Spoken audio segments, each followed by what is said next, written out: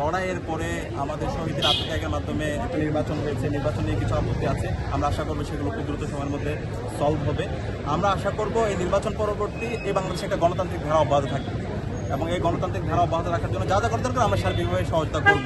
এবং এই ক্যাম্পাসে আর কখনো এই আধিপত্যবাদের রাজনীতি, দখলদারের রাজনীতি, গণরুম গ্যাসরুমের রাজনীতি, রাজনীতিটা চলবে না ভাই।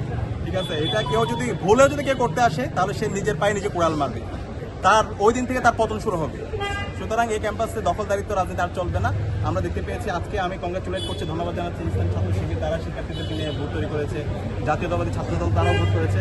আমরা চাই এই ধরনের একটা প্রতিযোগিতামূলক রাজনীতি হোক, আইডিয়ার রাজনীতি, শিক্ষার্থীদের কাছাকাছি যাওয়ার রাজনীতি।